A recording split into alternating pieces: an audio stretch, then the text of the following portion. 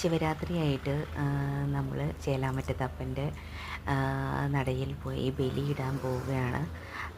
അവിടെ നമ്മൾ 5:30 മണിയായപ്പോൾ എത്തിയപ്പോഴത്തേക്കും വണ്ടിയൊന്നും വയ്ക്കാൻ സ്ഥലമില്ലാണ്, നിറച്ച് ആളുകളായിട്ടുണ്ട്. റോഡിൻ്റെ 2 വരികളിലുമായിട്ടും അങ്ങനെ പലഹാരങ്ങൾ വിൽക്കാനും തോർത്തുമുണ്ട് വിൽക്കാനും കുങ്കുമം, കളിപ്പാട്ടങ്ങൾ, അങ്ങനെ കൂടുതലും പലഹാരങ്ങളാണ്. കാരണം പൊരി അതുപോലുള്ള സംഭവങ്ങളൊക്കെയാണ് ഈ വേലിയിട്ടിട്ട് തിരിച്ചു പോകുമ്പോൾ ആളുകൾ കൂടുതലും വാങ്ങുന്നത്. ഇതാണ് ചേലാമറ്റം ക്ഷേത്രം. നമ്മൾ സാധാരണ പോകുന്നത് അമ്പലത്തിൻ്റെ ലെഫ്റ്റ് സൈഡിൽ കൂടെയുള്ള വഴിക്കൂടെയാണ് സാധാരണ പുഴയിലേക്ക് ഇറങ്ങി പോകണേ. ഇന്നേ ദിവസം അധികം ഇറക്കി വിടില്ല. ബലിതർപ്പണത്തിന് ക്ഷേത്രത്തിൻ്റെ പുറകിലൂടെയുള്ള വഴിയിലൂടെയാണ് കടത്തി വിടുന്നത്. കാരണം തിരക്ക് നിയന്ത്രിക്കാൻ വേണ്ടിയിട്ട് ആണ് അങ്ങനെ കടത്തി വിടുന്നത്. ഒത്തിരി ആളുകൾ എന്ന് വെച്ചാൽ ഒത്തിരി ആളുകളാണ് കേട്ടോ. ഞാൻ ചെല്ലുമ്പോൾ തന്നെ ഉണ്ട് ഒരു 10,000 ആളുകൾ എന്നുള്ളത് തോന്നുന്നു. അതുമാതിരി തിരക്കാണ്. ബലിയിടാൻ നിങ്ങൾക്കിപ്പോൾ കാണാൻ പറ്റുന്നതാണ്. ഞാൻ ക്യൂ നിൽക്കുകയാണ്, കണ്ടോ.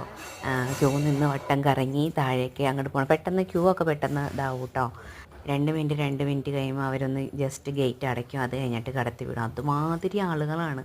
ആളുകൾ അങ്ങോട്ട് നടന്നൊഴുകി എത്തുകയാണ്.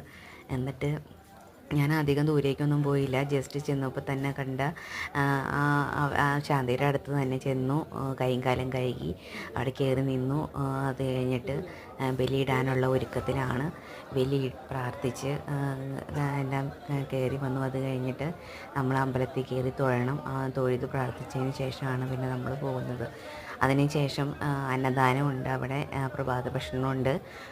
പ്രഭാത ഭക്ഷണവും കഴിച്ചിട്ടാണ് ഞാൻ ഇറങ്ങി പോകുന്നത്.